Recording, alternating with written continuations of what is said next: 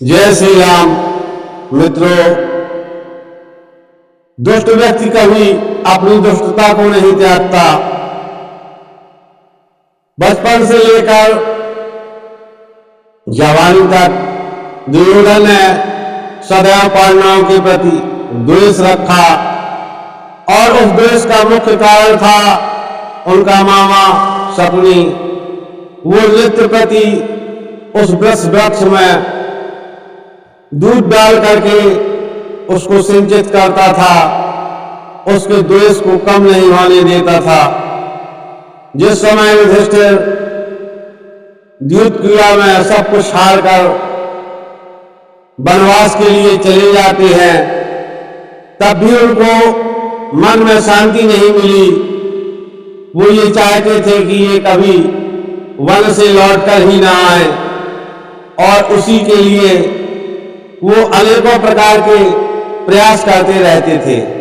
एक बार दुर्वासा मुनि हस्तिनापुर आए, तब उन्होंने दुर्वासा ऋषि का बहुत आतिथ्य सत्कार किया, उन्हें बड़े सम्मान पूर्वक अपने महल में रखा और जब वो जाने लगे, प्रसन्न हो गए, तो उन्होंने कहा कि यही पास में ही पांडव रह रहे हैं और हमारे बड़े भैया को अपने दर्शन देकर कृतार्थ करें।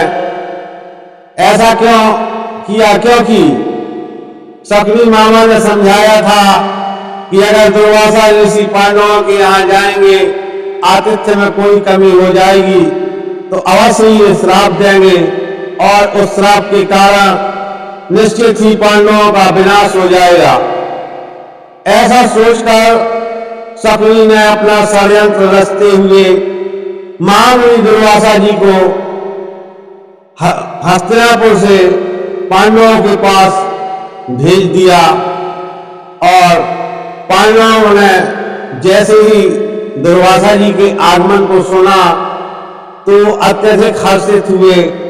उन्होंने जाकर के स्वागत किया और कहा कि महामुनि, आपके आगमन से हमारी कुटिया के भाग जग गए, हमारी कुटिया की शोभा बढ़ जाएगी।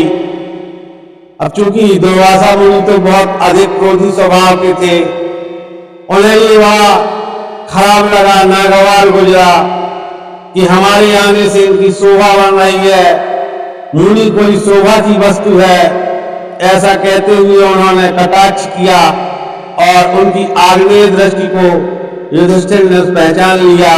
बोले, महामुनि, मेरा कहने का अभिप्राय ये नहीं था, मेरा सौभाग्य है कि आप लोग आए।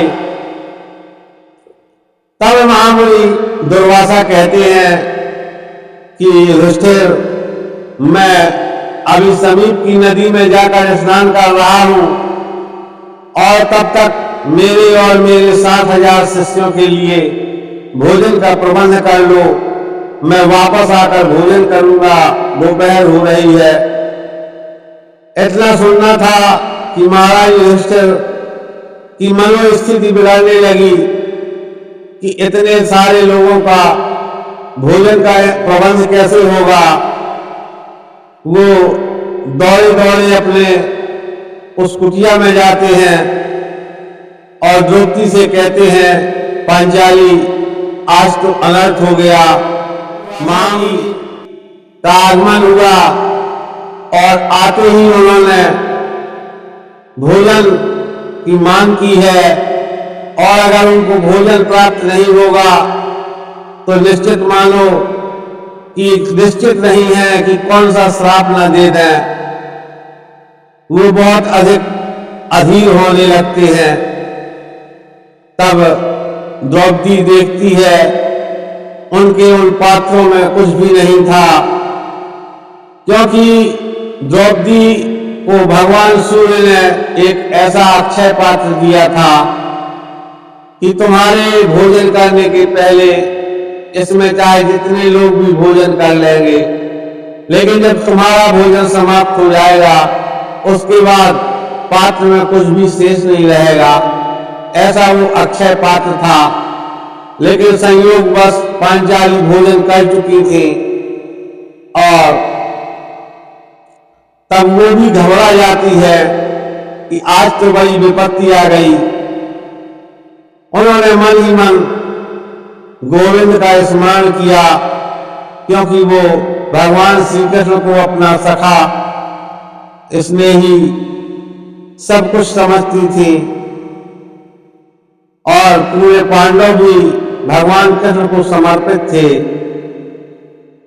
तब भगवान द्रौपदी के आवाहन पर उसी समय तत्क्षण आ जाते हैं और आते ही कहते हैं, कृष्णा मुझे तुम जो है पहले कुछ खिला दो, क्योंकि मेरा भूख के मारे बुरा हाल है। तब द्रौपदी उस पात्र को आगे कर देती हैं जो भगवान सूर्य का दिया हुआ अक्षय पात्र है, और उसमें कृष्ण भगवान देखते हैं तो एक दाना लगा हुआ था।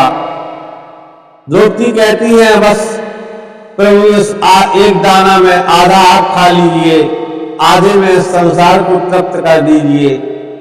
और भगवान ने जो ही उस दाने को अपने मुख में रखा तो उन्होंने स्वयं तृप्ति का अनुभव किया, और उधर नदी में जो मुनियों का समुदाय था उनको बहुत अधिक तृप्ति का अनुभव होने लगा, और किसी किसी को तो ये भी लगा कि हमें वमन न हो जाए, इतने ज्यादा हम तृप्त हैं, अब ऐसी स्थिति में भोजन कैसे कर सकते हैं। तब महामुनि दुर्वासा ने सोचा कि अब हमें यहां से बहुत शीघ्रता पूर्वक निकल जाना चाहिए, कहीं ऐसा ना हो कि कोई हमें बुलाने के लिए आ जाए और हम उसे क्या जवाब देंगे, क्योंकि युधिष्ठिर इस समय बहुत परेशान है।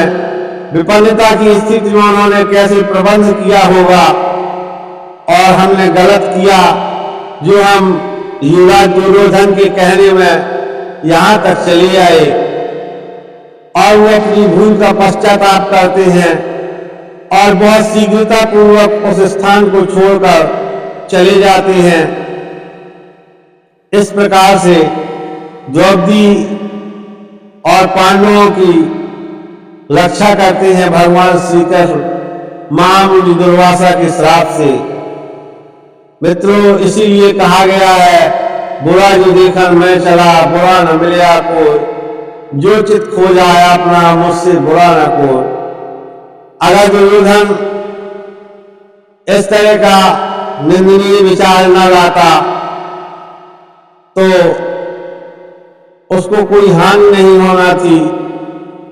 अगर वो भला विचारता तो निश्चित ही उसका भी भला परमात्मा के द्वारा होता, लेकिन उसने जो गलतियां की समयानुसार उसको उसका दंड भी मिला। आज का ये प्रसंग कैसा लगा आपको अपने कमेंट्स के द्वारा जरूर बताइएगा। अगर आपको वीडियो अच्छी लगी है तो लाइक करें, शेयर कर दें, जिससे और लोगों तक पहुंचे। आप लोग हमारे साथ अभी तक बने हुए हैं, इसके लिए बहुत बहुत धन्यवाद। आप सभी लोगों को जय सिया राम।